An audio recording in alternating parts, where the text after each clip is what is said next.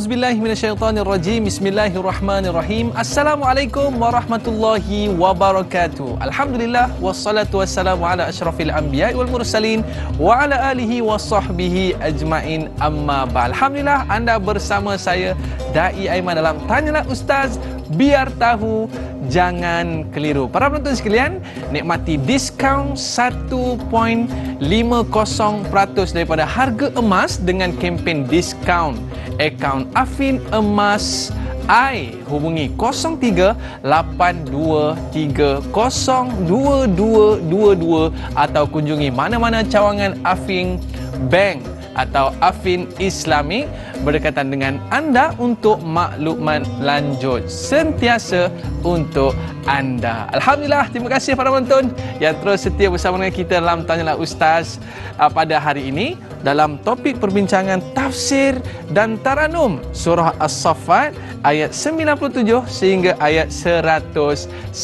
Baik para penonton sekalian, anda semua pastinya dah bersedia dengan Quran anda. Ialah maklumlah bulan Ramadan ni semua membaca Al-Quran, lepas subuh baca Quran, lepas zuhur baca Quran. Jadi pada hari ini menariknya kita nak bertaranum dan kita nak mendengar tafsir berkaitan dengan surah As-Saffat ayat 97 sehingga 101. Baik, kepada para penonton sekalian, kita bawakan kepada anda Tuan Guru kita Al-Fadil Ustaz Dr. Muhammad Luqman Ibrahim. Apa khabar Ustaz? Alhamdulillah. Alhamdulillah. Terima kasih Ustaz kerana bersama dengan kita pada hari ini. Baik, jadi para penonton sekalian yang mungkin nak bersama kita pada hari ini, boleh terus ke Facebook Tanyalah Ustaz TV3 untuk mengajukan soalan atau terus call kita. Mungkin ada yang nak bertaranum pagi ni nak bersama dengan Al-Fadil Ustaz kan. Okey, baik. Jadi kepada para penonton sekalian, anda semua dah bersedia dengan masah anda. Jadi sebagai pembuka bicara kita pada hari ini, macam biasa kita nak dengar dululah Al-Fadil Ustaz untuk bertaranum pada ayat 97 sehingga 101 surah As-Saffat. Tafadhal Ustaz. A'udzu billahi minasyaitonir rajim. Bismillahirrahmanirrahim. Alhamdulillahilladzi arsala rasulahu bil huda wa dinil haqq lidhhirahu 'alad dini kullih wa kafa billahi shahida. Wassalatu wassalamu ala Rasulillah wa ala alihi wa ashabihi wa mawalah. Terima kasih Dai Aiman, tuan-tuan, puan-puan, muslim-muslimat rahmat Allah sekalian. InsyaAllah kita akan sama-sama membaca dulu ayat-ayat yang kita akan bincangkan ini, ayat 97 sehingga ayat 101 surah As-Saffat. Ustaz akan baca dulu tuan-tuan. Boleh kita sama-sama bersama mushaf ataupun bersama telefon tuan-tuan untuk kita sama-sama membaca. A'udzu billahi minasyaitonir rajim.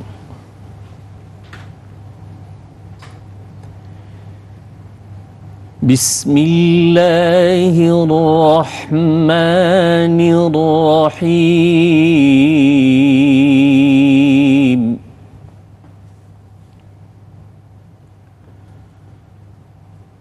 قالوا بنوا له بنيانا فألقوه في الجحيم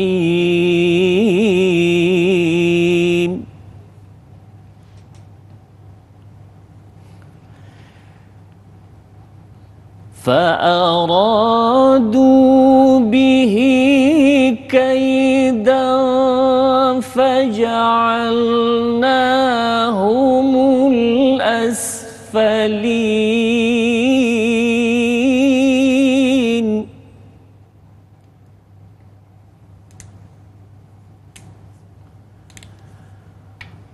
وقال إني ذاهب إلى ربي سيهدين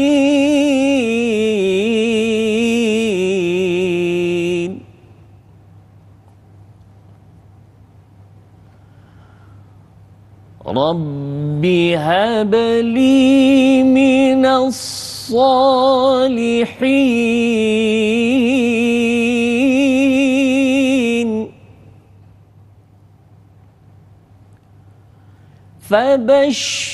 فبشرناه بغلام حليم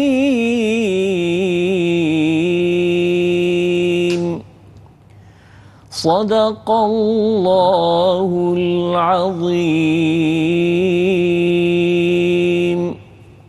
Tuan-tuan, sebelum kita masuk pada perbincangan, Ustaz serah kepada Dayak Aiman untuk membaca makna-makna ayat. Silakan. Baik Ustaz. Untuk ayat yang ke-97, setelah tak dapat berhujah lagi ketua-ketua, mereka berkata, binalah untuk Ibrahim sebuah tempat, yakni untuk membakarnya. Kamu kemudian campakkan dia ke dalam api yang menjulang-julang itu.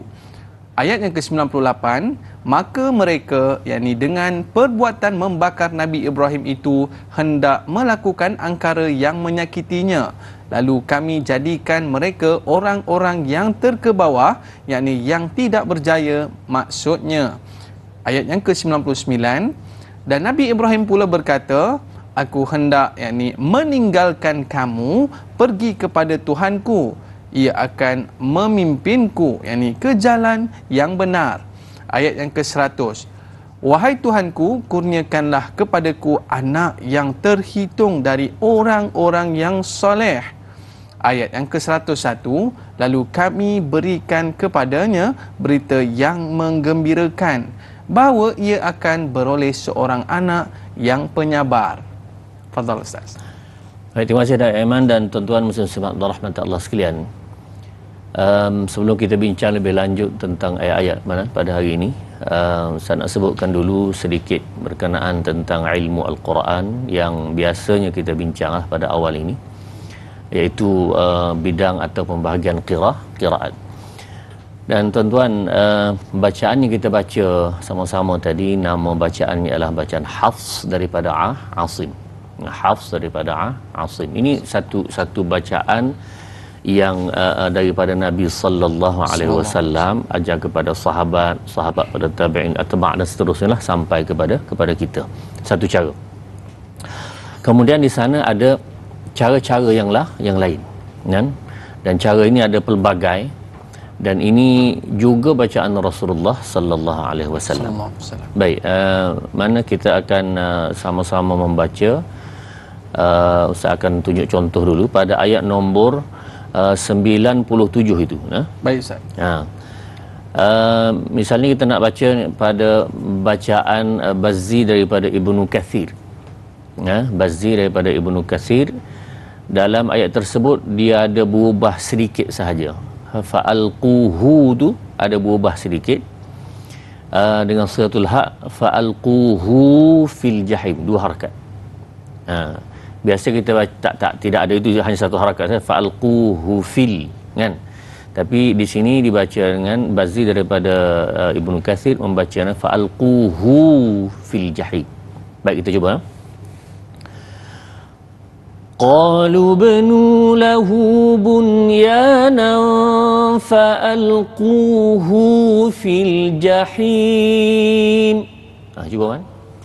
Qalu bnu lahu bunyanan fa'alquhu fil jahim. Alhamdulillah. Itu bacaan yang berbeza sedikit dengan kita, tapi juga bacaan Rasulullah sallallahu alaihi wasallam. Kalau ayat seterusnya itu kita ambil satu lagi. فَأَرَادُوا بِهِ كَيْدًا فَجَعَلْنَاهُمُ الْأَسْفَلِينَ. Beza situ je. فَجَعَلْنَاهُمُ الْأَسْفَلِينَ. Itu naqlul harakah, naqlul harakatil hamzah, iaitu hamzah itu dibuang, baris diberi kepada lam. فَجَعَلْنَاهُمُ la. Hamzah buang. فَجَعَلْنَاهُمُ الْأَسْفَلِينَ فَأَرَادُوا بِهِ كَيْدًا فَجَعَلْنَاهُمُ الْأَسْفَلِينَ. Cuba kan? فَأَرَادُوا بِهِ كَيْدًا فَجَعَلْنَاهُمُ الْأَسْفَلِينَ. Alhamdulillah, tamam. Alhamdulillah. Jadi tuan-tuan muslim-muslimat rahmat Allah sekalian, sekiranya kita bertanya kan, kenapa sebenarnya ada kepelbagaian ini? Ada yang begini, dia kemudian berubah atau tidak makna apa semua.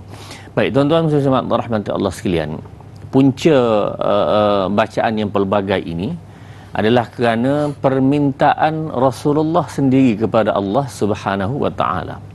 Barangkali Rasulullah melihat masyarakat Arab pada masa itu, Rasulullah tahu dah nak baca satu cara tu tak boleh. Tak? Maka dengan sebab itu Rasulullah minta falam azal astaziduhu. Aku sentiasa minta supaya Allah tambah. Maka Allah tambah setiap kali permintaan Rasulullah sallallahu alaihi wasallam sehinggalah menjadi unzilal Quran ala sab'ati ahruf, sehingga menjadi tujuh huruf yang perbincang ulama yang panjang, dan 7 huruf lah, walaupun itu bukan tajuk kita pada pagi ini, tapi nak bagi tahu Al-Quran ini ada bacaan-bacaan yang lain adalah permintaan Nabi sallallahu alaihi wasallam, dan Allah menerima permintaan tersebut. Jadi tuan-tuan, dengan sebab itu adakah berubah makna? Maka jawapannya tidak berubah makna. Yang di sini fa'alquhu tadi bacaan Bazzi daripada Ibnu Katsir, kemudian faja'alnahu mulasfalin itu bacaan Warash daripada Nafi'. Walaupun ada beza sikit kita, tetapi dia masih kekal sama, dia punya makna tidak ada perubahan, hanya kaedah sedikit berubah. Yang lain insya-Allah seperti biasa. Takut nanti ada makmum subhanallah, silap pula kata. Rupanya ada cara bacaan yang diajarkan oleh baginda sallallahu alaihi wasallam. Baik Ustaz. Ayat yang kita belajar pada hari ini memang cukup menarik Ustaz, dan kita rasa macam tak sabar dah, seolah-olah membawa kita kepada zaman Nabi Ibrahim alaihi salam, dan cerita-cerita ini memberikan satu motivasi dan pelajaran kepada kita. Jadi kepada para penonton, anda semua dah bersedia ke nak mulakan topik perbincangan kita pada hari ini? Okey, para penonton kita pun dah angguk dah tadi Ustaz. Jadi apa kata kita nak mulakan ayat yang ke-97 terlebih dahulu Ustaz. Tafadhal. Baik, terima kasih Man dan tuan-tuan muslim rahmatullah sekalian. Kita punya kisah ini masih berkisar tentang Nabi Ibrahim alaihissalam. Nabi Ibrahim alaihissalam ini adalah seorang rasul yang sangat hebat, kan? Bahkan dalam senarai Nabi Ulul Azmi. Ulul Azmi ini maksudnya Rasul semua hebat belaka dah. Maksud hebat ni diuji oleh Allah Subhanahu Wa Taala. Tapi di kalangan Rasul-Rasul yang 300 lebih itu, 25 yang Allah pilih letak namanya dalam Al-Quran. Kemudian 5 orang daripadanya adalah dipilih oleh Allah Subhanahu Wa Taala, dimasukkan di kalangan Ulul Azmi.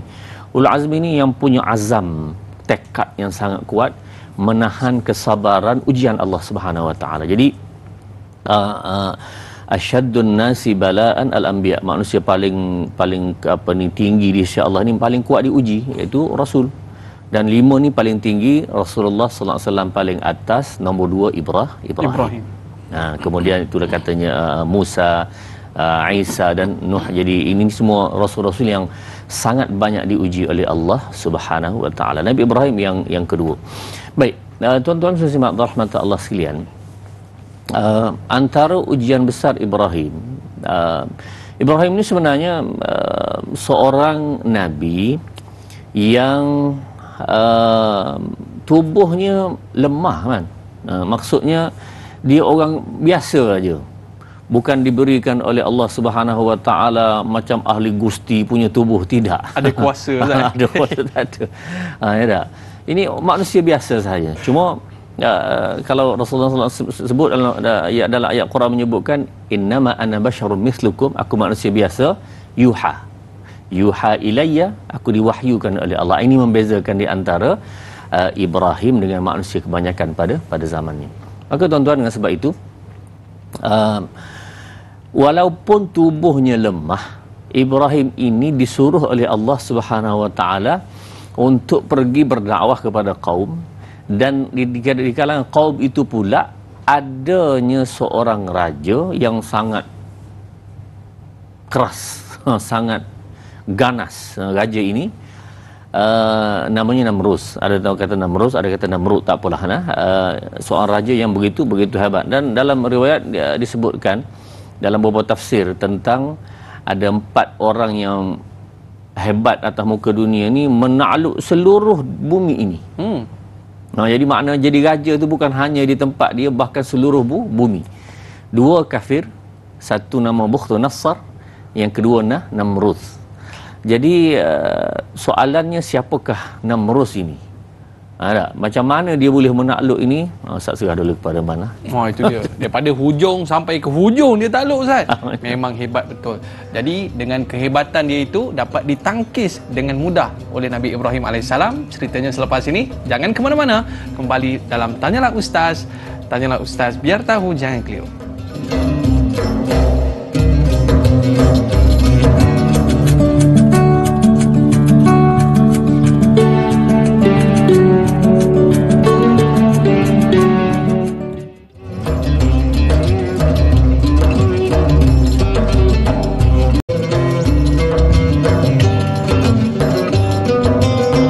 Kembali dalam Tanyalah Ustaz Seindah Kasih. Baik, pada hari ini kita membicarakan surah As-Saffat ayat 97 sehingga ayat 101. Tadi Ustaz saja bagi suspend dekat kita kan.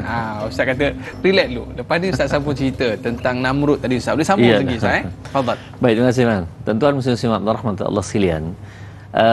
Namrud ini disebutkan dalam riwayatnya berkenaan dalam beberapa tafsir menyebutkan tentang dia menguasai seluruh dunia ini. Seluruh bumi ini. Jadi memang soalannya macam mana zaman itu nak menguasai seluruh bumi itu tak terfikir kita. Dua daripada kafir, dua daripada muslim. Bukhtanasar dan Namrud kafir. Kemudian daripada muslim dua orang, iaitu Nabi Sulaiman alaihissalam dan juga Zulkarnain. Baik tuan-tuan. Soalannya kalau Nabi Sulaiman kita kata dia ada jin, dia ada tentera daripada kalangan jin, angin apa semua tu boleh ikut dia belaka. Tak, boleh terbang apa semua. Tiga orang ni macam mana? Yang ini Ustaz tak boleh jawab sampai sekarang. Tapi secara umumnya mereka menguasai dengan satu kerajaan yang sangat besar. Tidak adalah manusia atas muka dunia yang mampu menguasai seperti mana mereka. Baik. Namrud yang begini ganas, begini hebat.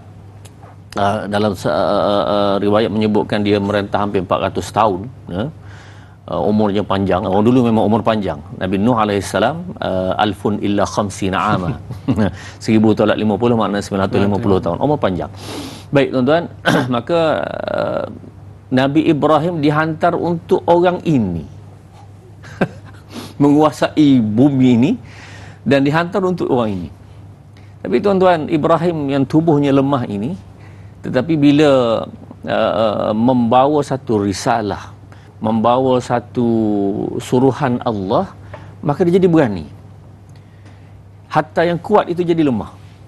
Nah, tubuh lemah ni jadi kuat, yang kuat itu jadi lemah. Ini bila orang itu intansurullah yansurkum, bila kamu membantu agama Allah, maka Allah akan bantu kamu. Maka dengan sebab itu tuan-tuan, Ibrahim telah berlaku perdebatan dengan Namrud ini, iaitu dalam ayat surah Al-Baqarah, a'udzubillahi minasyaitonirrajim. Alam tara ila alladhi hajja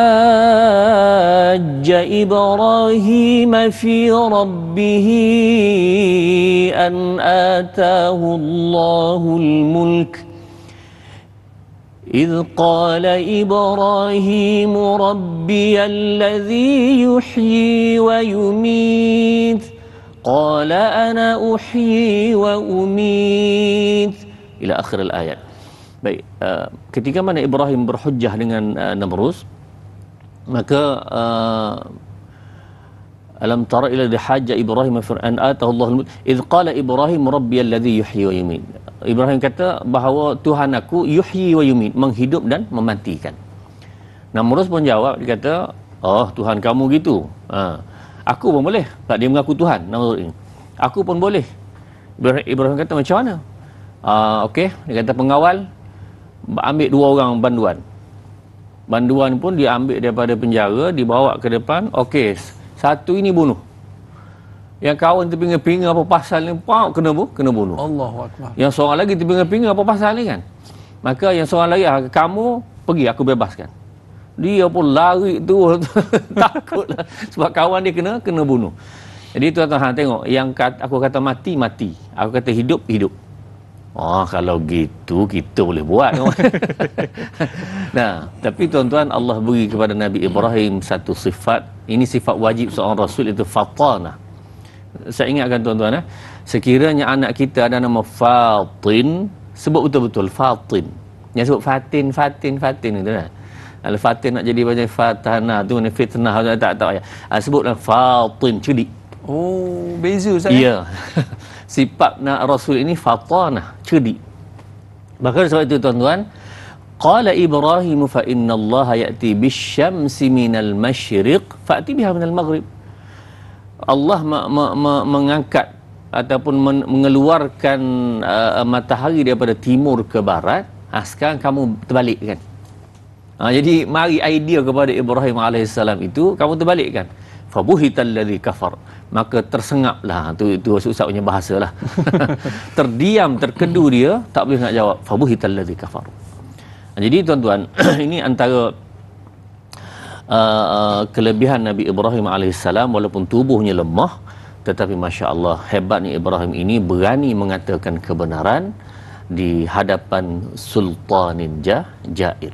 Dan afdalul jihad kalimatu haqqin, sebaik-baik jihad ialah berkata benar di hadapan sultan yang zalim. Maka tuan-tuan, itu Nabi Ibrahim AS berkata demikian kepada Namrus. Maka dengan sebab itu tuan-tuan, ini Ibrahim AS. Dengan sebab itu bila Ibrahim terus berbahas dan kemudian mengajak kaumnya, mengajak ayahnya, sampai satu tahap Ibrahim ni dah ajak tak dengar, dia jadi tension jugalah ya. Jadi tak tahan juga, kenapa ni kita ajak tak ikut ni. Akhirnya tuan-tuan, berlakulah Ibrahim AS satu ketika dia tengok bapak dia buat berhalanya apa semua ni, akhirnya dia pergi ketuk berhala tu, pecahnya, jatuh apa semua. Maka tuan-tuan, setelah dia buat begitu, kaumnya datang.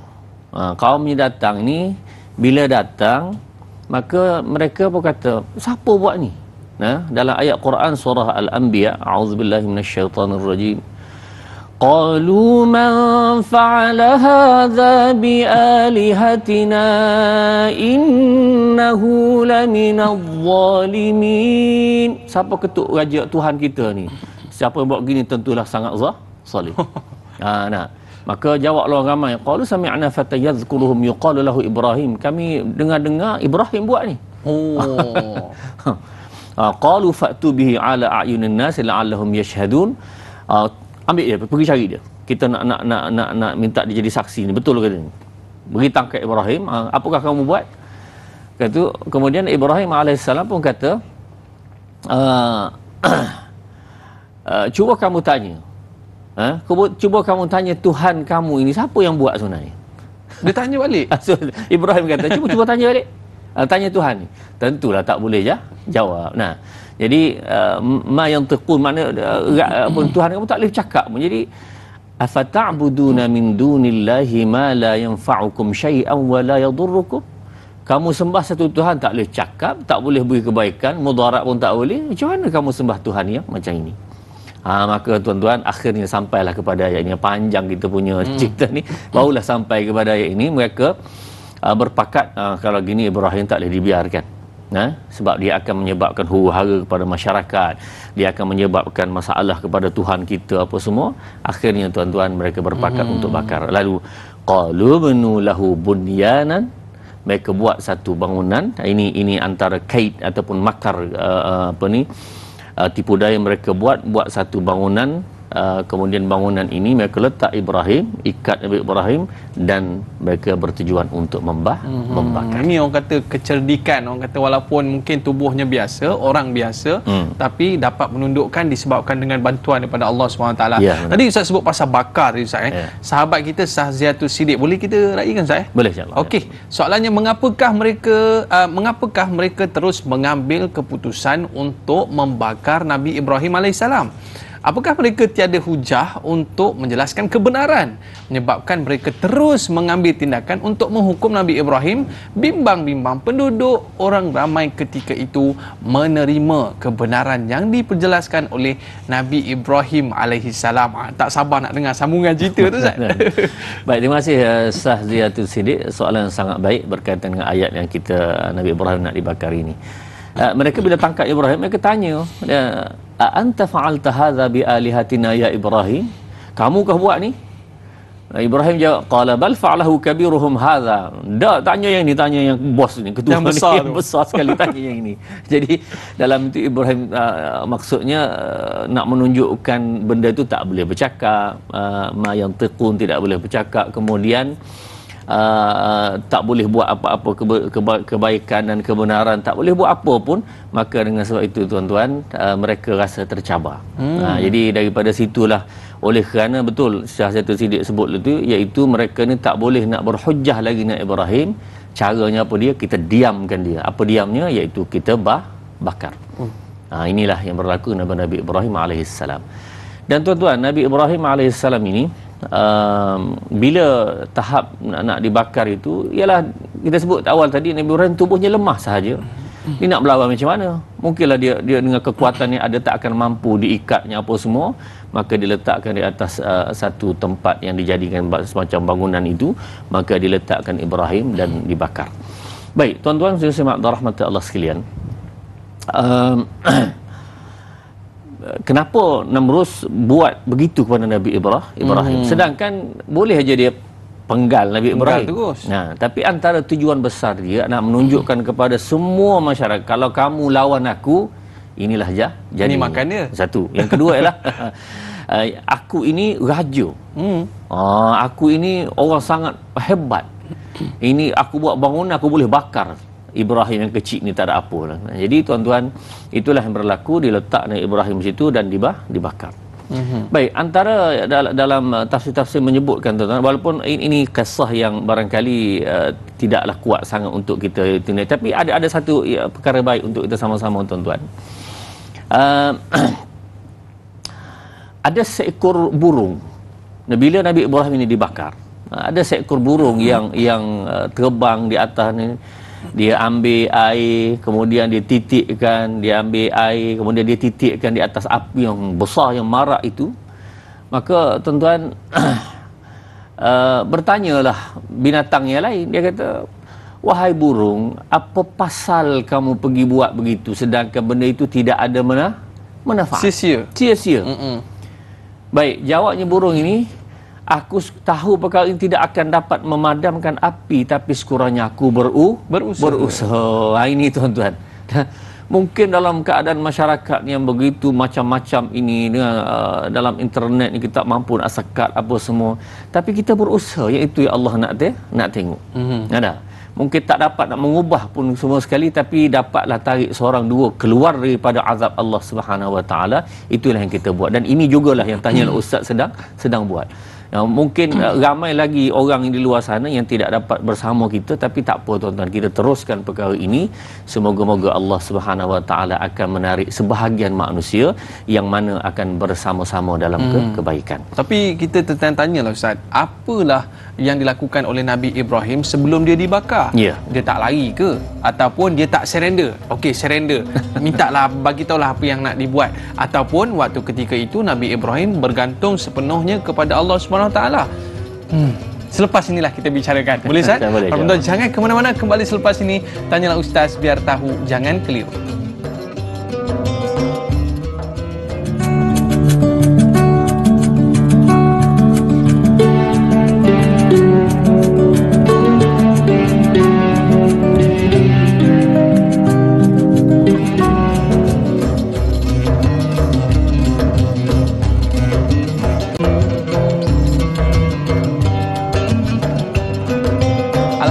Kembali dalam Tanyalah Ustaz, biar tahu jangan keliru. Baik para penonton sekalian, sahabat kita ni di Facebook ni dia teruja dengan cerita burung Ustaz tadi, Intan Zulina Abdul Razak.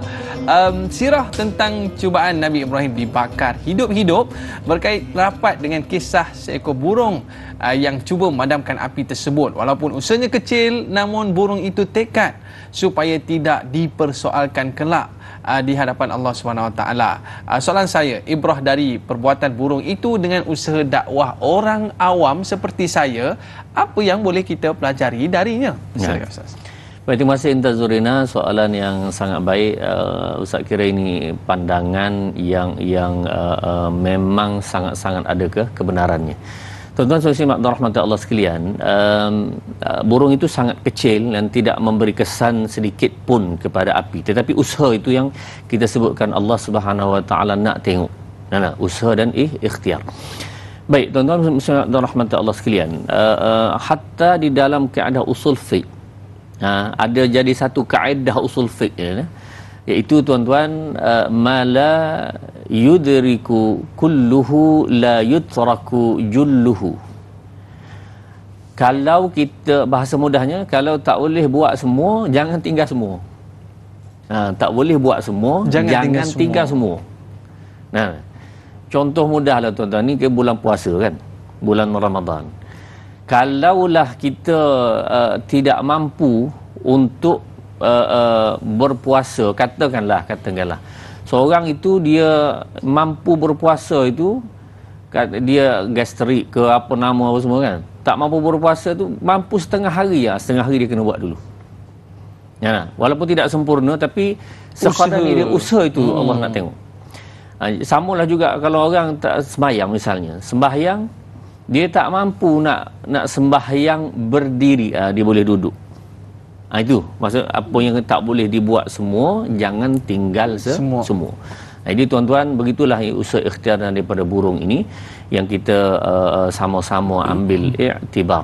Semoga-moga Allah Subhanahu Wa Taala beri kebaikan kepada kita bersama. Waktu nak dibakar tu Ustaz kan, sebelum nak dibakar ni lah kan, kalau kita dah cabut lagi dah, ataupun kita tak naklah ikutlah apa kau nak suruh pun aku buat lah kan, tetapi saat itu Nabi Ibrahim imannya tak goyah, dan dia teruskan dengan nekat kerana ketauhidannya kepada Allah Subhanahu Wa Taala.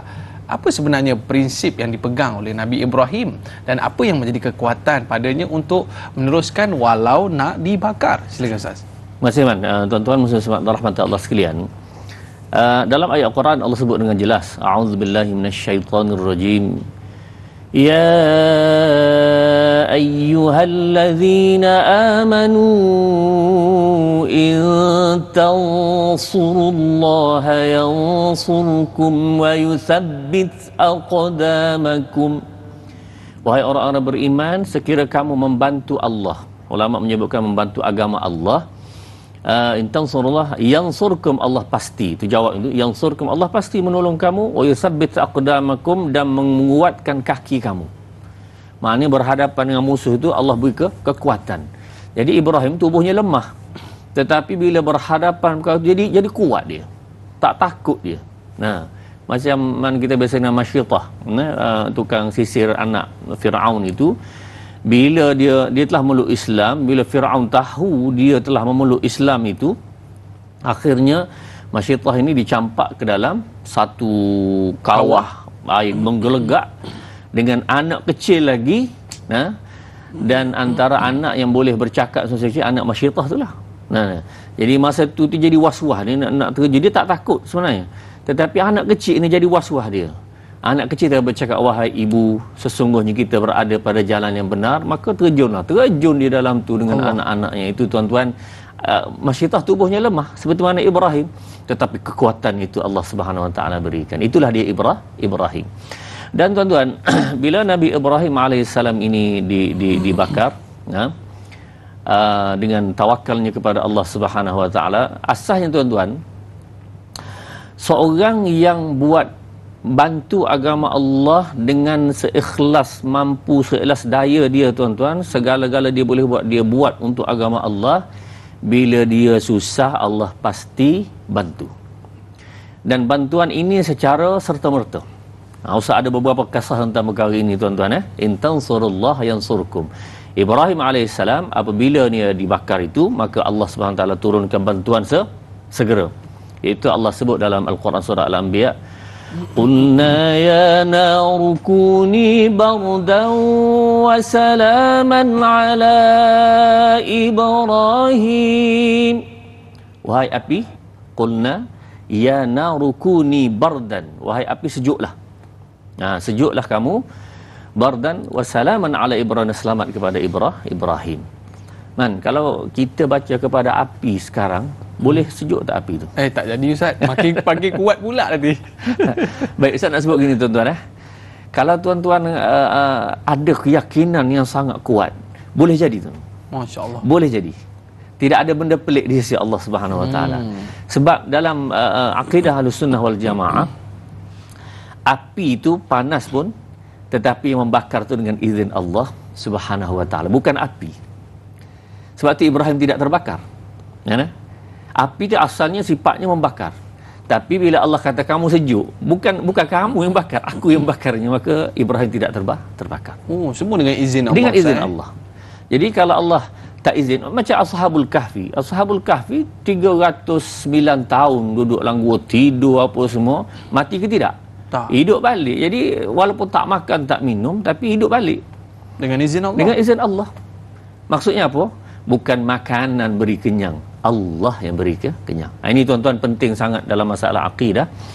Kita buat apa, kita bekerja, bukan kerja berezeki Allah. Nah, bukan api yang membakar Allah. Nah, bukan makanan beri kenyang, yang beri kenyang adalah Allah. Ini sangat penting keyakinan ini. Walaupun secara majasnya, secara secara kiasannya, okey, secara kiasannya memanglah kita makan tu makanan kita nampak mengenyangkan, betul lah. Tapi tuan-tuan, yang memberi kenyang itu adalah Allah. Sebab itulah dalam hal ini tuan-tuan, Ustaz suka sebutkan satu perkara yang kita hendaklah sama-sama kita perhatian. Dalam keadaan ini dia ada sabab, musabbab, yang ketiga orang lupa sebut, iaitu musabbib. Oh, sekali saya ulang. Sabab, musabbab, musabbib. Ya, betul. Apa tu Ustaz? Baik. Tuan-tuan, sabab ni kan, sebab makan kita kenyang. Tak? Makan itu sebab, musabbabnya jadi kenyang lah. Tapi jangan lupa, siapa yang buat sebab musabbab ni? Musabbibul asbab, Allah. Oh. Jadi kalau tidak dibuat oleh kedua-dua, tak jadi apa pun. Tak? Ada tak man kita makan tak kenyang? Ya, ada lah Ustaz. nambah. Tak kenyang lagi. Betul lah, sedap lah. Tambah. Tak? Ada kadang-kadang kita bangun sahur, makan apa? Kadang-kadang kita minum air. Kurma, kata minum air itu je kan. Kenyang lah. Jadi makna tuan-tuan, bukan makanan itu, tetapi Allah yang beri kenyang. Jadi samalah dengan kisah Ibrahim tentang api ini, bukan api yang membakar, aku yakni Allah Subhanahu Wa Taala yang membakar. Bila orang kata jangan bakar, jangan membakar, tidak membakar api itu. Itu qulna ya narukuni bardan, aku kata sejuk, maka sejuklah. Dan tuan-tuan, ini satu kisah yang menarik lah. Ini kisah masa Ustaz belajar dulu lah, kecil-kecil lagi kan. Walaupun kisah ini fukahi barangkali, tapi ada dia punya latar ataupun kisah ini boleh jadi kita nak kata benar pun boleh. Tuan-tuan, ada satu orang pak guru, dia mengajar, dia kata kalau kamu yakin, kamu baca Bismillah, kamu boleh berjalan atas air. Bismillahirrahmanirrahim, maka boleh berjalan atas air. Anak murid tu terkejut. Wah, Bismillah boleh jalan atas air? Boleh. Tapi yakin, sebab bukan air yang menenggelamkan, Allah yang menenggelamkan. Dan ini berlaku kepada kisah-kisah yang lain yang Ustaz akan sebut kisah ini tuan-tuan. Jadi anak murid ni pun, oh gitu dia pun tuan-tuan, Bismillahirrahmanirrahim, sebelum nak sampai ke kuliah tuan-tuan, adalah sungai kan, kita kata barangkali macam pari air itu, sungai yang kecil itu, Bismillahirrahmanirrahim, Allah kata tak tenggelam, dia berjalan atas air, berjalan.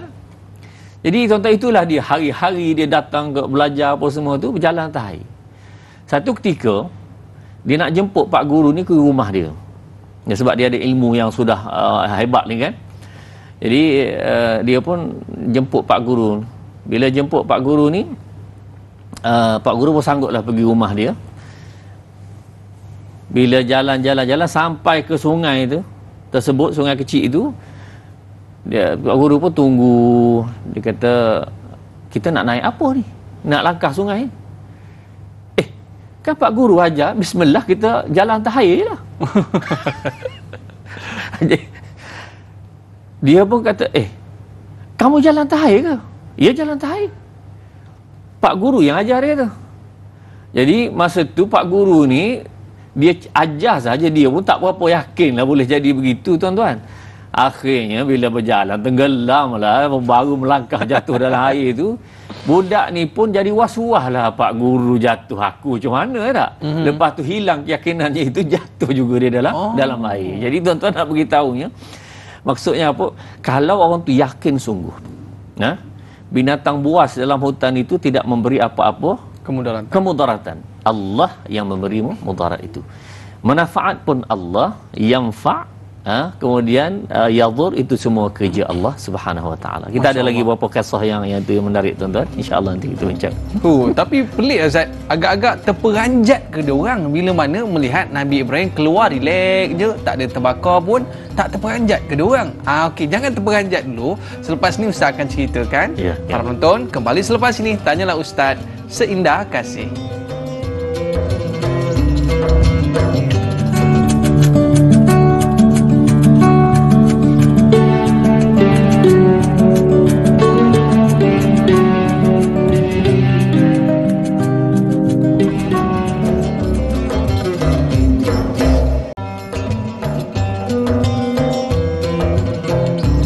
Alhamdulillah, kembali dalam Tanyalah Ustaz Seindah Kasih. Para penonton sekalian, satukan semua pembiayaan anda untuk pengurusan kewangan serta ketenangan fikiran melalui pembiayaan peribadi Afin dengan kadar keuntungan menarik. Untuk maklumat lanjut, sila layari afinalways.com atau hubungi pusat panggilan Afin di 0382302222. Tertakluk Terma. Para penonton yang dirahmati Allah sekalian, terima kasih atas kesetiaan anda bersama dengan kami dalam Tanyalah Ustaz Seindah Kasih. Pada ini membicarakan tentang tafsir dan taranum surah As-Saffat ayat 97 sehingga ayat 101.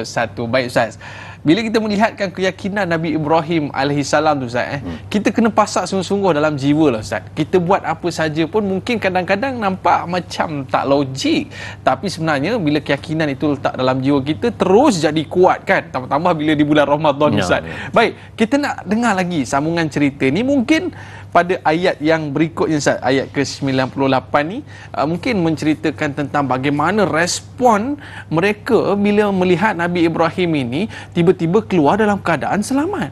Silakan Ustaz. Baik, terima kasih tuan-tuan muslimin rahmati Allah sekalian. Ini fa'aradu bihi kaidan. Mereka hendak mengenakan kepada Ibrahim yang dengan cara membakar dan membunuh Ibrahim. Tapi Allah Subhanahu Wa Taala buat balik benda itu. Tiba-tiba tak terpinga bunga api yang marak begitu sekali besar, tiba-tiba keluar, panggil tercokoh-cokoh Nabi Ibrahim keluar begitu. Sihat pula, dia terkejut semua. Ada, macam mana boleh tak terbakar? Allahumma tuan-tuan. Inilah kuasa Allah Subhanahu Wa Taala. Tuan-tuan, ini satu yang kita sebut tadi, in tansurullah yansurkum. Kalau kamu bantu agama Allah, Allah akan bantu kamu. Baik, itu satu. Dalam kisah yang lain, siapa bantu agama Allah, Allah selamatkan dia. Perhatikan kisah Nabi Lut alaihissalam. Nabi Lut ini kaumnya LGBT. Dia suka kepada lelaki, Masya Allah, sehingga malaikat datang tu, mereka serang masuk dalam rumah Nabi Lut untuk mengambil lelaki itu, mana beri kepada lelaki. Jadi tuan-tuan, bila tahap itu Allah Subhanahu Wa Taala perintah Nabi Lut, fa asri bi ahlika bi qit'in minal lail wa la yaltafit minkum ahadun. Pada waktu malam tadi, waktu sahur lebih kurang gitu, kamu keluar daripada kampung ini. Kamu keluar daripada kampung ini. Bila keluar daripada kampung, jangan kamu berpaling ke belakang. Barangkali inilah cerita-cerita jangan pandang belakang apa semua tu kan. Dan ulama kata ada dua maksudnya pandang belakang ini. Pertama, illam ra'atak itu melainkan isteri kamu. Isteri Nabi Lut ini sama ada pandang belakang tu pandang belakang betul, atau maksud pandang belakang ini tak ikut Nabi Lut, tinggal bersama-sama dengan kaumnya. Maka selepas Allah keluarkan itu, maka hancurlah kaum Nabi Lut. Jadi tuan-tuan, orang yang membantu agama Allah, kalau Allah nak hancurkan satu tempat pun, Allah selamatkan dulu. Ini tuan-tuan, ini kisah Ustaz dengar daripada satu kumpulan lah, satu jemaah dakwah masa berlaku tsunami dulu. Ya Ustaz. ada jemaah yang berada di masjid pada masa itu, dia telah bermimpi sebab dia duduk dalam masjid, ada jaga, ada sembahyang, ada wuduk, tidur dan berwuduk apa semua. Dia bermimpi dia telah disuruh keluar daripada tempat itu. Jadi itu berlaku beberapa hari sebelum tsunami. Ya. Jadi sebab itu tuan-tuan, dia telah beritahu pada orang kampung, keluarlah kamu, dia kata kenapa, kerana kampung ini akan ada musibah dan seumpama. Orang tak percayalah. Jadi dia keluar, dan selepas dia keluar itu memang berlaku tsunami sungguh. Allah. Jadi nak bagi tahu tuan-tuan, kalau orang ini membantu agama Allah dengan sebenar-benarnya, Allah selamatkan dia. Dan tuan-tuan, benda yang Allah memberi bantuan ini kadang-kadang di luar akal, macam Nabi Ibrahim AS. Dia tidak hanya berlaku pada Nabi sahaja. Ini Ustaz nak bawa beberapa contoh. Ini berlaku kepada orang biasa. Kita kata sahabat Nabi. Ada, tuan-tuan, dalam Syiar A'lam Nubala, Imam Az-Zahabi membawa beberapa kisah yang berlaku di kalangan para sahabat. Misal tuan-tuan, yang pertama berlaku kepada Sa'ad bin Abi Waqqas. Semasa Qadisiyah ni, berlaku peperangan Qadisiyah, mereka berjalan-jalan tu terpaksa melintas sungai. Melintas sungai ini tuan-tuan, Sa'ad bin Abi Waqqas telah suruh turun daripada kuda, unta apa semua turun, dan kemudian mereka salat hajat, dan selepas itu dengan perintah ketua Sa'ad bin Abi Waqqas ini, melintas di atas air tuan-tuan. Rupanya bukan hanya berlaku kepada Rasul, bahkan orang yang mana in tansurullaha yansurku. Satu kisah. Kisah kedua juga tuan-tuan, berlaku kepada seorang sahabat nama Syurahbil bin Hasanah yang dihantar ke Bahrain. Di Bahrain, orang Bahrain tuan-tuan, bila dia tengok para sahabat sampai ni, orang Islam telah sampai, ada jambatan, mereka runtuhkan jambatan. Supaya dia tahu dah mesti mereka datang ini untuk sebarkan Islam, runtuhkan jambatan tu. Bila runtuh tuan-tuan, sahabat pun pening kepala, macam mana nak begini. Jadi buat perkara sama. Maka mereka turun dan sembahyang hajat 2 rakaat. Maka perintah Syurahbil, pergi, lintah kamu ni. Lintahlah tuan-tuan. Yang dalam kumpulan itu ada seorang sahabat namanya Abu Hurairah. Dia kata, hatta tapak-tapak kaki kuda kami pun tak basah. 4,000 orang tentera tuan-tuan melintas di atas air. Yang orang Bahrain pula tengok, Masya Allah, ini bukan orang, ini malaikat. Boleh berjalan atas air. Allahumma tuan-tuan.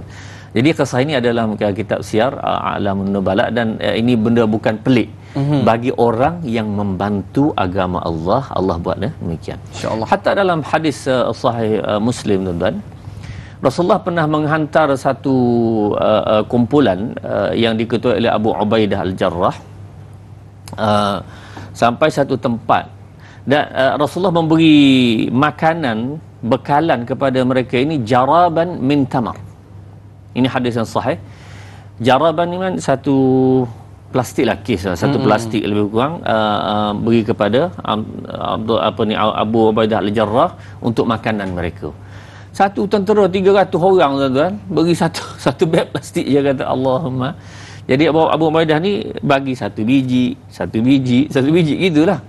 Jadi mereka putus makanan. Bila putus makanan ini tuan-tuan, tapi mereka yakin ini perintah Nabi sallallahu alaihi wasallam. Bila demikian tuan-tuan, bila putus makanan ini, kata Abu Ubaidah dalam kisah ini, sehingga mereka ambil biji tamar tadi yang Rasulullah beri, mereka tahu ini berkat ini, kemudian letak air, kulung-kulung gitu tuan-tuan. Maka itu saja makanan mereka. Cari daun-daun kayu makan, tak tahan ni tuan-tuan. Mereka minggir lalu di tepi pantai. Allah hantar satu ikan. Tuan-tuan, kalau nak cari nama ikan ambar, ikan ambar. Ikan ambar ini tuan-tuan, besarnya, kita kata ikan apa, ikan paus lah gamaknya dah. Besarnya ikan ini terdampar tepi pantai. Dan mereka makan tu selama sebulan ikan tu. Satu bulan tuan-tuan. Besar ikan tu. 1 bulan boleh makan. Dan Abu Ubaidah kata, kalau ginilah Allah hantarkan makanan kepada kita, dia pun kerak sikit, berkali keringkan apa semua, buat balik, aku nak beri pada Rasulullah. Dan Rasulullah pun makan ikan tu. Masya Allah. Jadi tuan-tuan nak beritahunya, orang yang bantu agama Allah, pasti Allah Subhanahu Wa Taala membantu dia balik, sekalipun bantuan itu barangkali di luar logik akal. Sebagaimana para sahabat tadi boleh berjalan atas air, yang terbang Ustaz tak jumpa lagi lah. Tapi nak beritahunya, orang yang membantu agama Allah ni, Allah akan beri bantuan kepada mereka. Tapi diorang bila dah tengok keajaiban ataupun kehebatan itu sendiri, Ustaz, diorang ni tak ada rasa nak beriman ke, Ustaz? Ataupun mereka mempersindirkan ataupun bagaimana keadaan situasi ketika itu, Ustaz? Baik, terima kasih, Man. Jadi dalam situasi kita kata kalau di kalangan orang Bahrain, ya sebahagian besar mereka memeluk Islam kerana peristiwa tersebut. Sebab tu saya kata tadi, mereka ni bukan orang, ini malaikat ni. Jadi mereka menerima Islam. Jadi cuma Islam ni tuan-tuan, dia tidaklah memaksa. Tidaklah memaksa. Kamu nak Islam boleh, kamu tak nak Islam pun tak apa. Tapi untuk orang belum Islam kepada Islam. Sebab man kalau paksa pun apa untung? Betul. Zahir Islam, batinnya kafir. Nak buat apa? Tak untung kita. Ya tak? Kita nak kalau dia Islam, maka Islamlah dengan dalam keadaan hati dan jiwanya Islam, menerima Islam. Jadi sebab itulah sebelum ini kita kata ada tuduhan yang mengatakan bahawa di Malaysia ni memaksa orang memeluk Islam. Kita kata tunjukkan. Tak. Jawapannya tidak ada. Sebabnya tuan-tuan, kalau kita paksa pun tak ada untung. Depan kita dia semayang, belakang kita dia tak semayang. Lagi untuk bahaya, apa? Ustaz. Lagi bahaya. Dia akan jadi musuh dalam selimut untuk apa? Jadi sebab itu tuan-tuan, tidak ada paksaan dalam agama untuk orang belum Islam kepada Islam. Tapi yang dah Islam tak boleh lah. Tak. Dia pula pakai alasan la ikraha fid din, tidak ada paksaan dalam agama. Itu untuk orang bukan Islam kepada Islam. Perhatikan sebab turun ayat ini ialah mak bapak nak paksa anak dia meluk Islam. Itu ayat itu turun la ikraha fid din, iaitu yang bukan Islam itu dipaksa meluk Islam. Kalau kamu nak duduk tinggal bersama aku, kamu kena memeluk Islam. Allah larang, jangan paksa. Jadi tuan-tuan, berbeza orang Islam dah keluar Islam, tak boleh. Itu tidak caranya. Dan tuan-tuan, kalau orang tu Islam, dia nak kata saya Islam, tapi saya nak semayang kah, suka hati saya lah. Nak puasa kah, tak nak puasa, suka hati saya lah. Tak boleh gitu. Sebab dia dah Islam. Sebab dah Islam. Contoh mudah gini, Man, berniaga apa semua dah. Kita ada pekerja. Pekerja tu masuk pukul berapa, Man? Masuk pukul 9, Ustaz. 9, keluar pukul? Keluar pukul 7. 7. Okey, 9 pukul 7. Baik, dia kata saya kerja di sini tapi saya nak masuk pukul 10. Ada? Boleh tak, Man? Itu syarikat ayah dia, Ustaz. Rasa je 2-3 hari je lah.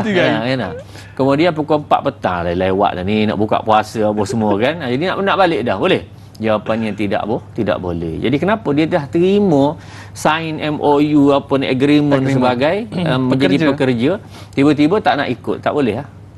Sama dengan orang Islam dah memeluk Islam, tiba-tiba tak nak terima Islam, tak boleh. Jadi tuan-tuan, sebab tu kita nak dengan kerelaan hatinya tadi. Hatta main bola, tuan-tuan, kalau main bola, boleh tak main bola tu kita kata alah, main bola je pun. Main bola ada undang-undang dia kan? Betul. Sebiji bola direbut oleh 22 orang. Oh, kesian betul dia orang. Bagilah sebiji seorang bola. Kalau buat gitu ada orang nak? Tak ada orang nak. Sebab undang-undang. Samalah dalam agama pun gitu. Iaitu ada undang-undang dan kaedah. Tidak kata suka hati saya lah nak sembahyang ke, nak puasa. Tak boleh gitu. Itu bukan caranya. Maksudnya dalam agama ni kita perlu lihat bahawa kalau orang bukan Islam kita tak boleh paksa. Tapi bila orang dah Islam tu, maknanya kita kena jaga sungguh-sungguh kan. Tapi sudah semestinya lah kaum Nabi Ibrahim AS bila melihat kejadian seperti itu, Ustaz, ada yang beriman, ada yang masih lagi keras kepala untuk tidak beriman kepada Allah Subhanahu Wa Taala. Kita dah tamat, Ustaz, di TV3. Para penonton nak tahu kisah lebih lanjut apa yang berlaku selepas daripada itu dan ke mana Nabi Ibrahim pergi. Para penonton, kita akan sambung lagi 30 minit di TV9. Kita berehat seketika, kembali selepas ini Tanyalah Ustaz Seindah Kasih.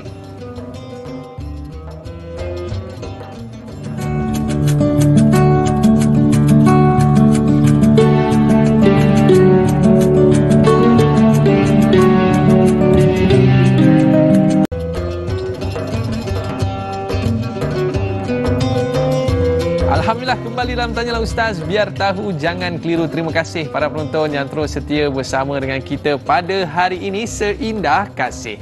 Baik, kita dalam tafsir dan taranum surah As-Saffat ayat 97 hingga ayat yang ke-101. Dan kita dah lihat tadi beberapa poin utama yang Ustaz sebutkan sebentar tadi. Kalau kita boleh kita dapat sebut semula kepada anda semua. Yang pertama, dalam kita melakukan apa saja, letaklah pergantungan sepenuhnya kepada Allah SWT. Dan yang kedua, Allah mampu buat apa saja dengan kehendaknya. Bukan sebab makan itu kenyang, bukan sebab air itu menenggelamkan, tetapi semuanya adalah asbab daripada izin Allah Subhanahu Wa Taala. Baik, kita nak sambung perbincangan kita dalam topik surah As-Saffat ayat 97 hingga ayat 101 ini, Ustaz. Bolehkah kita raih soalan Facebook, Ustaz, bersama dengan Juhara Abu Bakar. Pada ayat yang ke-100, mengapa Nabi Ibrahim AS bersungguh berdoa agar dikurniakan anak yang soleh? Bolehkah Ustaz kongsikan doa yang dibaca oleh Nabi Ibrahim AS agar dikurniakan anak yang soleh? Dipersilakan, Ustaz. Baik, terima kasih pada Juhara Abu Bakar. Tuan-tuan muslimin rahmat Allah sekalian, bila disebutkan tentang Nabi Ibrahim alaihissalam berdoa kepada Allah Subhanahu Wa Taala supaya dikurniakan anak, sebenarnya tuan-tuan, Nabi Ibrahim alaihissalam ini diuji oleh Allah. Kita kena ingat, tuan-tuan, seorang Rasul ini dia banyak diuji. Bukan atas nama Rasul, Nabi, maka dihampar permaidani merah. Semua senang. Bukan jawatan saja, bukan. Semua senang dan Allah bantu semua sekali. Tak. Hatta Nabi SAW hampir dibunuh. Tak. Ini Ustaz suka contoh misal ini, tuan-tuan. Semasa Isra' Mi'raj, Rasulullah naik burak. Baik. Semasa hijrah itu kalau undur sikit 3 tahun sebelum tu naik burak.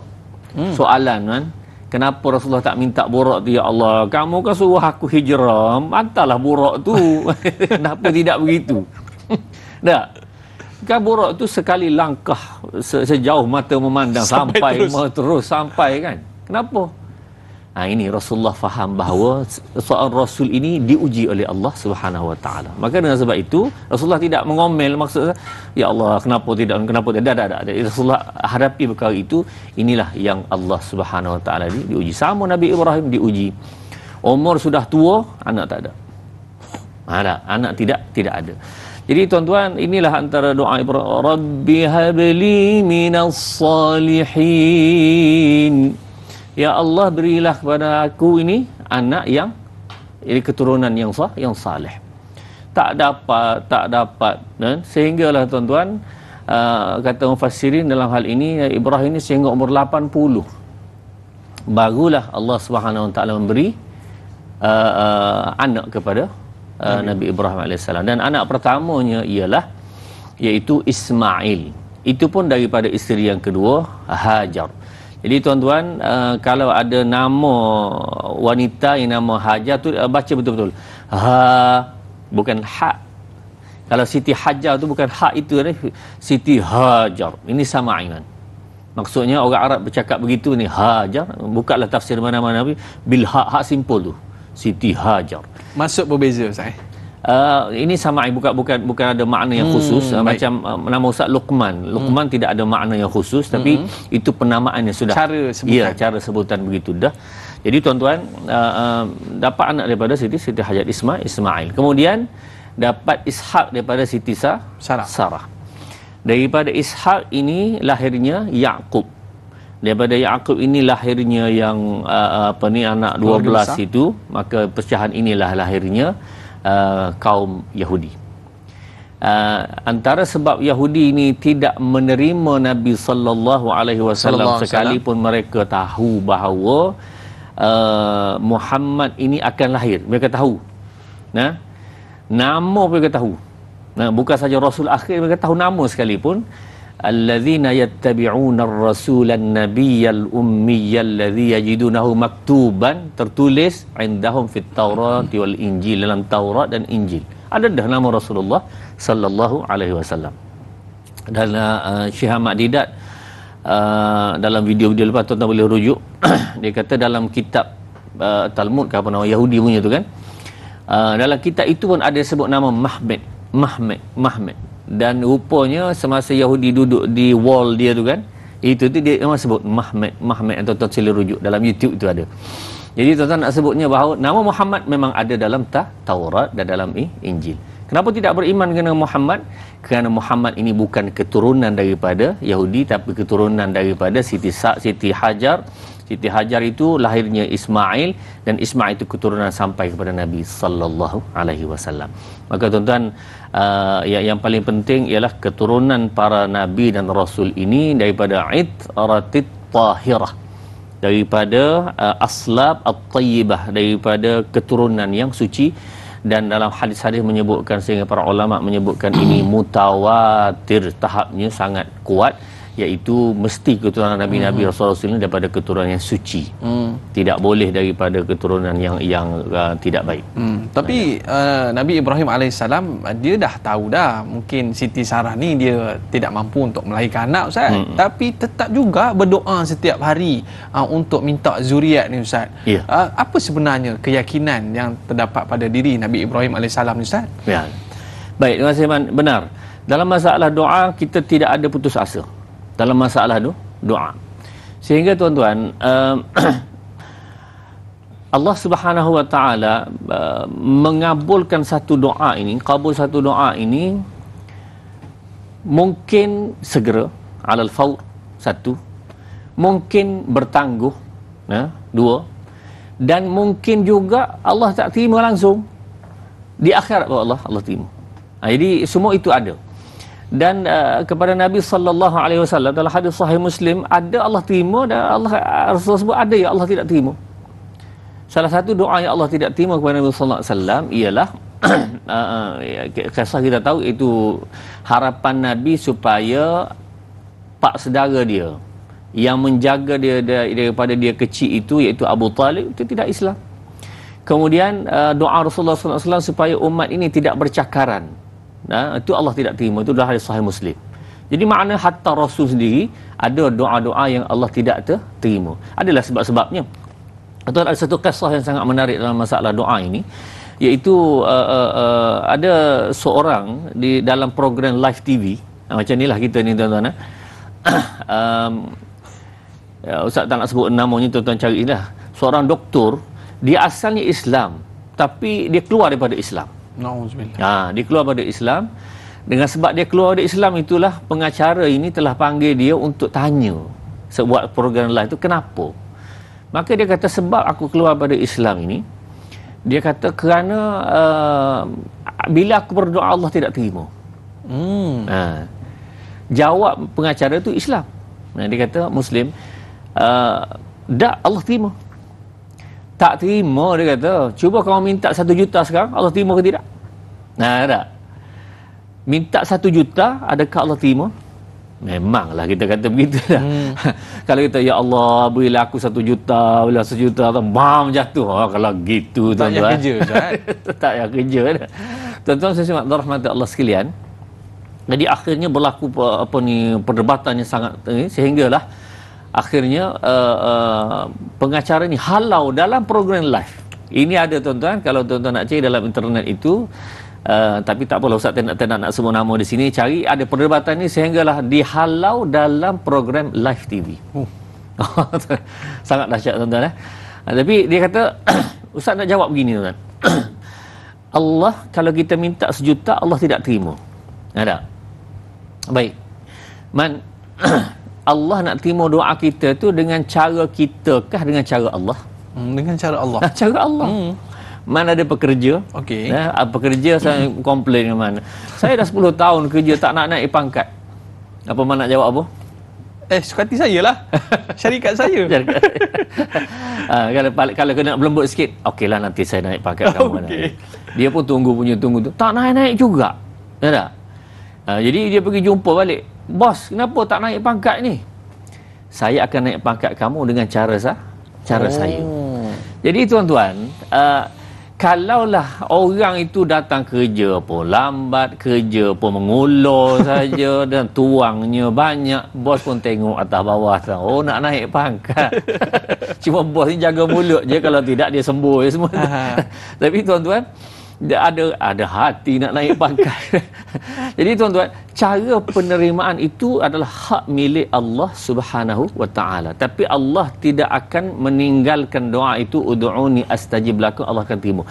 Jadi sama ada Allah melihat dari sudut ilmu Allah, orang ni kalau aku terima ni bagus atau tidak. Contoh, kalau kita minta 1 juta sekarang Allah terima, adakah baik perkara itu? Dalam dua. Qarun, si miskin yang sangat-sangat miskin, minta dengan Allah, akhirnya dapat ilmu buat emas, dia kaya raya, apa jadi kepada dia? Habis. Qala innama utituhu ala ilmin indi. Oh, aku kaya ni, ilmu aku dah. Takabur pula dah. Akhirnya fa khasafna bihi wa bidarihil ard. Jadi kalau Allah beri 1 juta tak apa jadi, boleh jadi manusia akan takabur, lupa kepada Allah Subhanahu wa taala. Itu maksud Ustaz, penerimaan doa itu dengan cara Allah Subhanahu wa taala. Baik, yang kedua ialah dah minta Ustaz 1 juta tak beri juga, tapi anaknya sihat. Nah, anaknya belajar bagus, dapat kerja yang walaupun tidak kaya tapi semua ada kerja yang bagus-baguslah, okeylah, boleh hidup. Itulah keberkatannya. Itulah 1 juta. Itulah 1 jutanya. Isteri solehah. Ya, isteri solehah. Dapat berjuta-juta, tapi tuan-tuan cek dalam internet tu berapa bilion yang bunuh diri. Duit bilion tapi bunuh diri. Tengok. Maksudnya tuan-tuan, Allah melihat dengan cara dia. Maksudnya Allah, aku nak beri kepada doa kamu, pasti diterima, tapi berterima dengan cara Allah Subhanahu wa taala. Akhir sekali tuan-tuan, dalam bab doa ini, iaitu ada orang yang Allah tak terima langsung di akhirat kelak. Dalam riwayat sebut macam mana kan? Ya Allah, kalau beginilah kebaikan aku dapat, tukarlah ya Allah, tak payah kamu terima atas muka dunia itu, terimalah sekarang. Masalah dia dah mati. Barulah dia minta sekarang dah. Hari itu bukan main nak. Sekarang Allah beri balasan, doa-doa yang belum diterima itu Allah balas di akhirat. Maknanya besarnya ganjaran orang berdoa. Tambah pula di bulan puasa ni, bulan Ramadan ni, lagi-lagilah kita kena banyak berdoa, minta keampunan, minta Allah terima segala amalan-amalan, dan pastinya Allah akan kabulkan, tapi bukan dengan cara kita dengan cara Allah SWT. Baik para penonton, kita nak berehat seketika, kita nak habiskan lagi 1 ayat lagi. Jangan bangun lagi, kita kembali selepas ini. Tanyalah Ustaz, Seindah Kasih.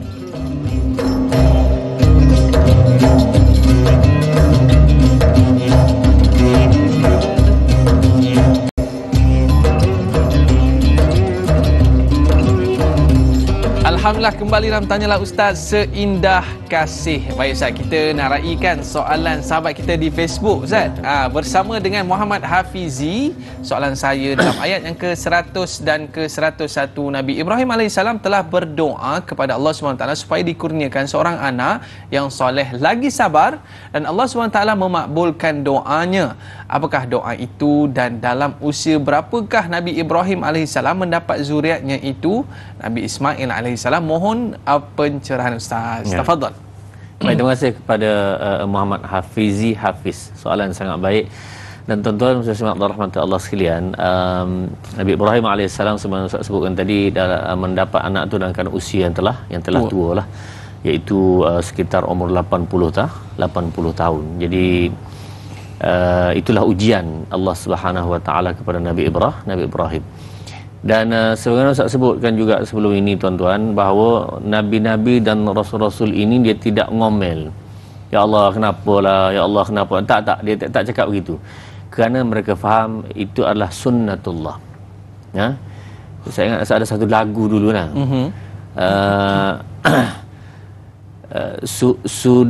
Sudah sunnah orang berjuang. Dalam itu sebutnya makna sentiasa diuji oleh Allah Subhanahu wa taala, dan paling banyak diuji itu seorang rasul. Tak boleh lagi tuan-tuan. Itulah hakikatnya, dan mereka sanggup tempuh perkara ini. Sebab itulah kedudukan martabat rasul ini sangat tinggi di sisi Allah Subhanahu wa taala. Tapi Ustaz boleh share tak kepada para penonton kita tips nak dapat anak ke Ustaz?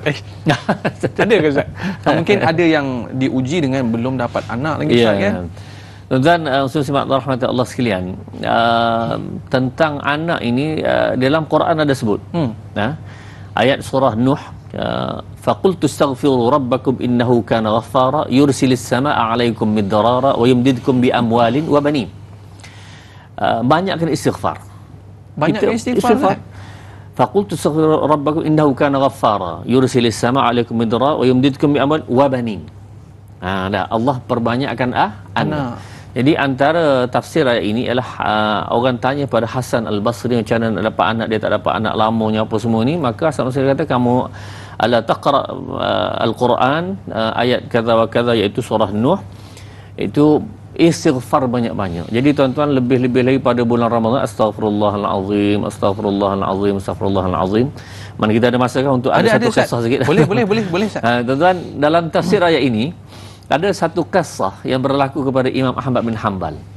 Imam Ahmad bin Hanbal ini adalah seorang yang imam kan, yang besar, sekitar 160 Hijrah sehingga 200 lebih Hijrah ni. Dia belajar Imam Syafi'i. Dan dia bila jadi imam besar dah, satu malam dia, satu hari itu dia rasa macam nak pergilah satu tempat ni, hati meronta-ronta nak pergi, tak tahu kenapa. Dia pun pergilah, berjalan sampai dah jauh jugalah jalan tu. Dia pun sembahyang maghrib, lepas maghrib tu sembahyang isyak, kemudian lepas isyak tu dia nak bermalam dah di masjid sebab nak balik jauh kan. Dia ada pak agak kat situ marah, tak boleh kamu kena keluar, tak boleh tidur dalam masjid. Dia, saya jauh kata, tak boleh. Jadi berlakulah macam pertikaian sikit di situ. Ada satu orang melihat dia kata, tuan orang jauh tak apalah, bermalam rumah saya lah, sebab dia tengok orang masjid mesti orang baik-baik kan. Dia ajak malam di rumah. Jadi Imam Ahmad tak ada pilihan, pergilah ke rumah. Saling-saling tak kenal tu. Pergi ke rumah tuan-tuan, dia pun hampa, kita kata gebah, hampa toto apa semua. Kamu tidur dulu, saya ada kerja nak buat. Jadi rupanya orang ni khabas, tukang roti. Uli roti tuan-tuan. Sambil uli roti, astaghfirullahalazim. Itu je mulutnya. Astaghfirullahalazim. Sambil buat roti tu. Imam Ahmad ni terganggu lah, dia nak tidur tu. Dia pun pergi, bang kamu buat apa? Dia kata, saya khabas, tukang roti, saya nak jual roti esok, apa saya buat roti ni. Dia kata, jadi kamu nguli roti, kemudian kamu duduk baca apa? Kata, istighfar. Kenapa dia kata istighfar ni? Kerana saya dapat banyak sangat kebaikan, Allah beri semua sekali lah. Allah beri kebaikan dengan istighfar. Tapi kan dia kata, satu benda Allah tak beri sampai ke hari ini. Apa dia? Saya nak jumpa satu orang ulama besar nama Ahmad bin Hanbal. Terkejut Imam Ahmad, Masya Allah, akulah nama Ahmad bin Hanbal. Patutlah daripada tadi aku nak datang sini. Rupanya sebab istighfar yang kamu baca. Jadi Allah campak dalam hati Imam Ahmad bin Hanbal tu nak pergi ke tempat disebabkan istighfar tersebut. Jadi ringkasnya tuan-tuan, antara cara yang Allah SWT ajar dalam Quran ialah kalau sebut tentang anak tadi, dan juga wa yumdidkum bi amwal. Nak dapat harta, istighfar banyak-banyak daripada duk buat muka lain bulan puasa ni tuan-tuan. Astaghfirullahalazim. Sebenarnya apa kaitan antara harta dan istighfar? Apa kaitan? Ya, tuan-tuan, sebenarnya apabila Allah SWT mengampunkan satu orang tentang dosanya Allah, maka Allah sayang. Bila Allah sayang, dia minta apa pun jadilah. Itu mudahnya. Itu mudahnya. Maksudnya, anak kalau kita sayang, taat sungguh anak ini dah, nak apa kita beli? Itulah. Jadi tuan-tuan, sama-sama kita ambil tips ini tuan-tuan untuk banyakkan istighfar. Allah tunaikan segala hajat insya-Allah. Tambah pula bila di bulan Ramadan ni Allah buka seluas-luasnya pintu keampunan untuk kita Ustaz. Jadi Ustaz, sahabat kita ni Muhammad Faizal ada satu soalan, adakah disebabkan ujian-ujian yang berat yang ditimpuh Nabi Ibrahim AS, Allah SWT abadikan nama baginda dalam bacaan tahiyat akhir dalam solat 5 waktu, dan selawat terbaik ialah selawat Ibrahimiyah? Silakan Ustaz.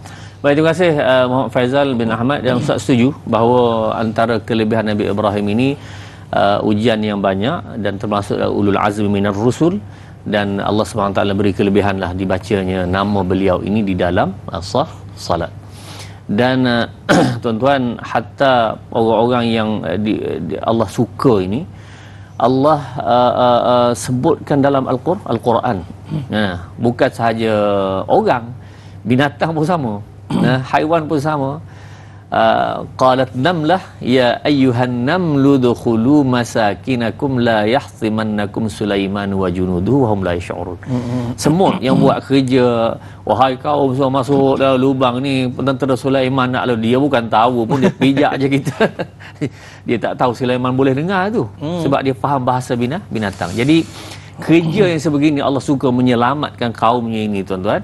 Jadi akhirnya Allah sebut dalam Al-Quran. Jadi kemuliaan menyeru manusia itu kepada perkara yang baik ini Allah suka dan Allah sebutkan dalam Al-Quran. Kalau kita lihat para nabi dan rasul ini dicintai oleh Allah Subhanahu Wa Taala. Tapi yang peliknya, kenapa banyak sangat ujian yang Allah beri sedangkan Allah sayang kepada mereka? Ya, benar. Bagaimana Ustaz? Terima kasih, Man. Sebenarnya kaedah ujian ini bukan kata Allah Subhanahu Taala saja buat kita bersama. Kita nak uji, orang Melayu selalu sebut tangankan sayangkan anak, tangankan sayangkan isteri, tinggalkan. Sebenarnya tuan-tuan, maksud tangan-tangankan ni iaitu apabila anak tu kita sayang, kalau tak pernah sentuh, anak ni akan jadi besar kepala, degil, naik lemak, tak nak ikut, itu akan berlaku. Tapi bila diajar, kena marah juga kepada anak, tak boleh lagi tuan-tuan. Ustaz mengajar anak ustaz untuk suruh menghafal Quran. Seorang tu mudah, iyalah, betul. Anak lain man, tak ada ni begitu. Jadi kalau kita kata anak kita dalam 5-6 orang itu ada yang mengikut, seorang betul. Berapa yang lain itu ni terpaksa ini kamu nak ngaji ke tidak? Kena rotan itu. Kena gantung siap. Kena gantung. Dia tidak akan semua sekali suruh ustaz nak tip macam mana. Tak, ustaz pun sama. Nah, anak saya degil ustaz, tak nak ikut, sama je tuan-tuan. Makna anak orang lain pun begitu juga. Jadi dengan sebab itu tuan-tuan, maknanya perlu ada cara tunjuk ajar yang kita terpaksa berkeras dengan anak kita supaya dia ikut. Jadi para ulama menyebutkan anak ni sehingga umur 7 tahun jadikan sebagai raja. Dia lahir sampai 7 tahun, kita lambung-lambung dia, kita angkat dia, itu sehingga 7 tahun. Start daripada umur 8 tahun itu sehinggalah umur belasan tahun, ini kena jadi hamba. Ini misal dia beri. Maksud jadi hamba ini, kamu kena buat begini, kamu kena semayang, kamu kena puasa, kamu diajar satu persatu itu supaya dengan mengajar adab ini dia akan menjadi manusia yang berguna. Kalau ikut aja tuan-tuan, habis. Ada kecil umur 7 tahun tak apa. Lepas 8, 9 tahun kita ikut saja, tidak ada garis pandu yang dia perlu ikut, maka ini akan merosakkan hidup dia di depan hari. Allahu Akbar. Ini panduan dalam Islam yang perlu kita lihat untuk pedoman dalam kehidupan kita Ustaz. Baik, sahabat kita Casey ni Ustaz, ada satu soalan. Mungkin ni soalan terakhir lah kita nak raikan Ustaz. Dan sebagai satu soalan kesimpulan pada hari ini, Ustaz terlalu banyak dugaan buat Nabi Ibrahim dibakar, tapi Allah telah selamatkannya. Apakah kesabaran yang ditunjukkan Nabi Ibrahim patut kita contohi? Begitu juga Nabi Ismail alaihissalam. Mungkin juga sebagai satu kesimpulan kita pada hari ini Ustaz. Baik, terima kasih kepada Casey ini nama glamour lah insya-Allah. Jadi tuan-tuan, Nabi Ibrahim alaihissalam ini memang banyak diuji oleh Allah Subhanahu Wa Taala. Bila dia dapat anak sekalipun, Allah suruh pisah pula di antara, sebenarnya Hajar dan Sarah duduk sekali sebenarnya. Tapi bila dapat anak, akhirnya Allah SWT suruh pisahkan di antara Hajar dan Sarah itu. Jadi akhirnya dipisahkan, diletak di Mekah. Dah letak di Mekah, tinggalkan pula. Sehingga kita cerita Telaga Zamzam semua. Tapi nak beritahu, dipisahkan pula begitu je. Jadi nak sebutnya bahawa Nabi Ibrahim AS ini diuji berterusan daripada usia mudanya, daripada tidak dapat anaknya, sehinggalah ke akhirnya itulah Nabi Ibrahim semakin diuji, semakin dekat dengan Allah Subhanahu Wa Taala. Dan ini kaedah yang berlaku kepada seluruh para rasul. Maknanya semakin kita diuji, sebenarnya kita makin dekat dengan Allah Ustaz. Itu prinsip yang perlu kita jaga. Baik Ustaz, mungkin kita dah berada di akhir siaran ni, kita nak minta Al-Fadhil Ustaz untuk mengimamkan bacaan doa penutup kita pada hari ini. Tafadhal Ustaz. A'udzubillahi minasyaitonirrajim. Bismillahirrahmanirrahim. Alhamdulillahi rabbil alamin. والصلاة والسلام على أشرف الأنبياء والمرسلين وعلى آله وصحبه أجمعين. اللهم ارحمنا بالقرآن واجعله لنا إماما ونورا وهدى ورحمة. اللهم ذكرنا منه ما نسينا وعلمنا منه ما جهلنا وارزقنا تلاوته آناء الليل وأطراف النهار واجعله لنا حجة يا رب العالمين. وصلى الله على سيدنا محمد وعلى آله وصحبه وسلم.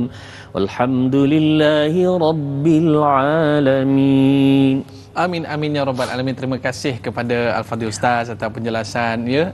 Setiap ujian yang diberikan kepada kita, tanda Allah sayang, tanda Allah nak hapuskan dosa dan tanda Allah nak meningkatkan darjat seorang manusia. Baik para penonton sekalian, esok temu janji kita dengan Al-Fadhil Ustaz Yaakob Yusra berkaitan dengan topik Ramadan tanpa mak ayah, dan moderator yang akan membantu esok hari adalah Dai Hakim. InsyaAllah para penonton, esok kita jumpa lagi. Saya Dai Aiman, mohon maaf di atas lanjur kata terlajak bicara. Kita tutup majlis kita dengan kafaratul majlis dan suratul As. Subhanakallahumma wa bihamdika asyhadu an la ilaha illa anta astaghfiruka wa atubu ilaik. Wal asri innal insana lafi khusr illa alladziina amanu wa amilus solihati wa tawasaw bil haqq wa tawasaw bis sabr. Kita jumpa lagi. Ila liqa, ma'assalamah. Like dakwah, share ilmu. Assalamualaikum warahmatullahi wabarakatuh.